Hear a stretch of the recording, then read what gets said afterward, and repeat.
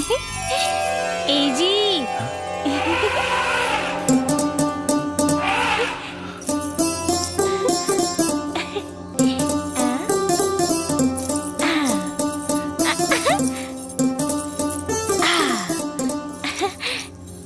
ए जी, ली दूध पी ली। वो अम्मा जी ना हमके आधा घंटा तक बैठा के समझैली है कि आज काका करे के बा। पहले दूध पी ली। अम्मा जी थोड़ा के आधा घंटा में साड़ी कैसे पहनल जाला ना बतौली है। अरे ना, वो का है ना कि हम साड़ी पहला बेर पहनले बानी और ये दूध पकड़ला में साड़ी तनी सरक गईल है। दूध पी ली। तो इतना बड़ घूंघट काहे खातिर डलले बाड़ू? हम ना बताए। ना बतावा। ना, हमके लाज लागता। ना ना ना बतावा। अम्मा जी बतैली है कि घूंघट तो आपे उठाइब ना, लेकिन पहले दूध पी ली।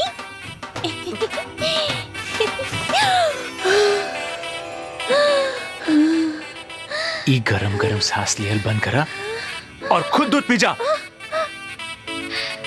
ठीक बा। अम्मा जी बतैली है कि पति के आज्ञा भगवान की आज्ञा जैसन होला। हम दूध पी जाता नहीं।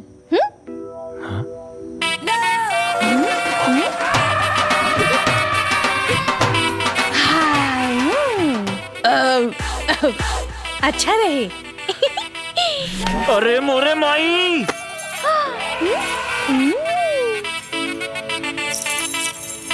ए जी, सर दुखाता, दबा दी। गला दुखाता, दबाइबू? ना बाबा ना, अम्मा जी कहले बाड़ी अम्मा जी पति के सेवा कईल पत्नी के सबसे बड़ धर्म है। चुप, जो नीचे जाके सो जो। जो नीचे नहीं, हमार कपार पे जो नीचे। गवार का ही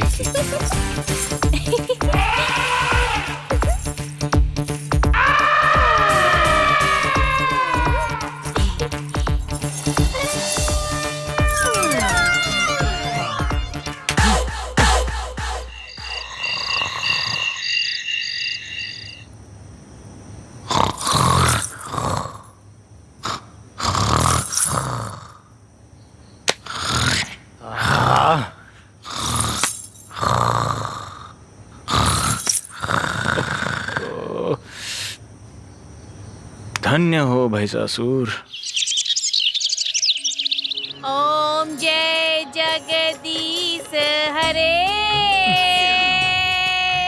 स्वामी जय जगदीश हरे। भक्त जनों के संकट, दास जनों के संकट क्षण में दूर करे।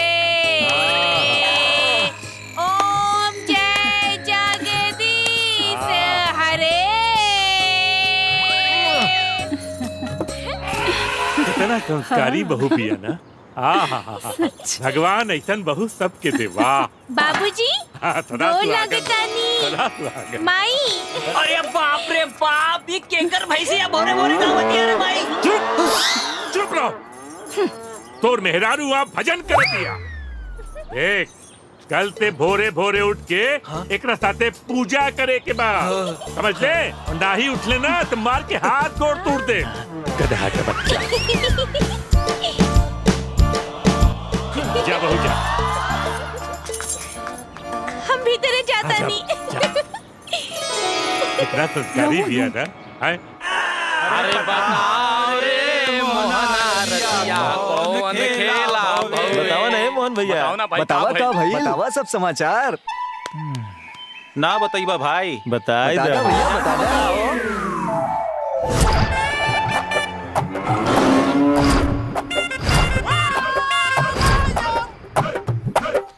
अरे मोहन के माई, दुल्हनिया के तिलियावा। अरे ले आई नहीं अपन दुल्हन के, देखी सब। बैठा।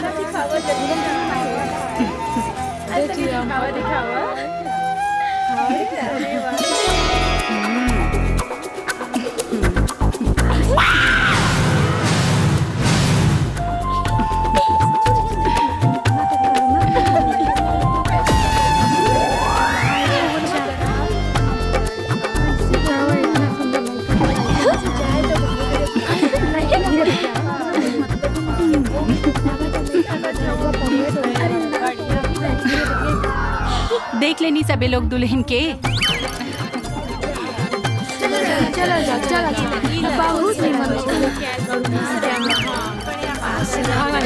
अरे छोड़ा छोड़ा छोड़ा बस हो गया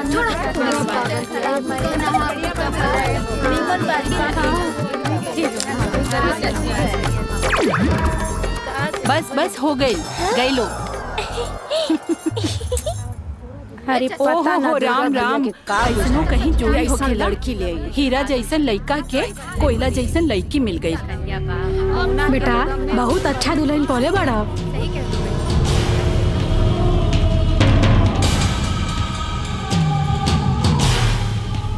ओहो हो राम राम ऐसनो कहीं जोड़ी होखेला। हीरा जैसन लड़का के कोयला जैसन लड़की मिल गई। अरे पता ना दुर्गा भैया के का बुझाई कि ऐसा लड़की ले आई। रुको रुको। ए भैया सामान सब अंदर लाओ। अरे प्रणाम प्रणाम। प्रणाम भैया प्रणाम। और बताई आवे में कोनो तकलीफ तो ना ना भाई? ना ना भैया एकदम आराम से लिए। बैठा बैठा। हाँ हाँ ठीक। और बतावा बेटी का हालचाल लेवे आइल बाड़ा? अरे भाई तुहार बेटी एकदम सही से बा। अब तुहार बेटी बाद में पहले हमार पतो बिया। अरे भैया रहुआ कैसन बात करत तानी? हम बेटी हालचाल लेवे नइखे आइल बानी, हम तो चौथार लेके आइल बानी। रहल बेटी के बाद बेटी के तो किस्मत ही चमक गई। ओकरा के सास ससुर के रूप में महतारी बाप मिल गए और पति के रूप में मोहन जैसन देवता मिल गए। अरे कहा वो गधा के बच्चा के देवता बनावत पड़ा। आ गइलन सवेरे से डोलत रहलन। अरे खड़ा कब आड़े रे हैं? पैर छू ससुर जी के। हाँ हाँ खुश रहा खुश रहा। गधा के बच्चा जा जाके नाश्ता पानी का इंतजाम कर। अरे जो दुर्गा भैया कहाँ हमरा के पाप के भागीदार बनाओ तानी? हमनी की यहाँ लड़की के घर के पानी भी ना पिया जाला। बात करत आड़ा श्यामलाल जी। अच्छा तोरे लगे 500 रुपया बा? हाँ हाँ बा ना। गधा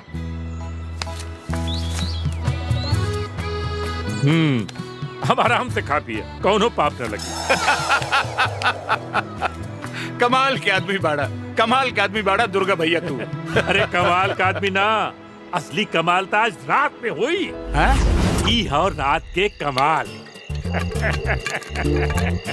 कितना देर? अरे ई का करता नहीं समझी जी।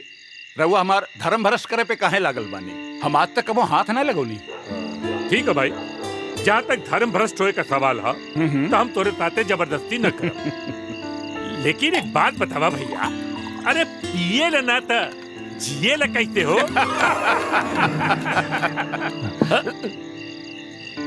इतना रात के कहाँ जाता रे? बाबूजी वो टहले जाता नहीं।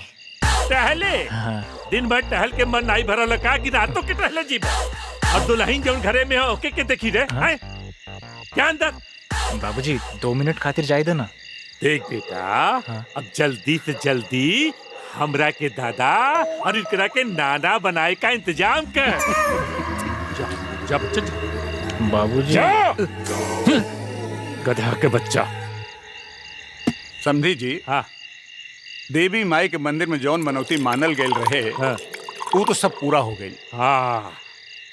अब हम सोचता नहीं हम पूरा परिवार के साथ चल के माता रानी के दर्शन कैल जाओ और अपन मनौती चढ़ाई दिहल जाए। वाह वाह वाह, क्या बात कहला।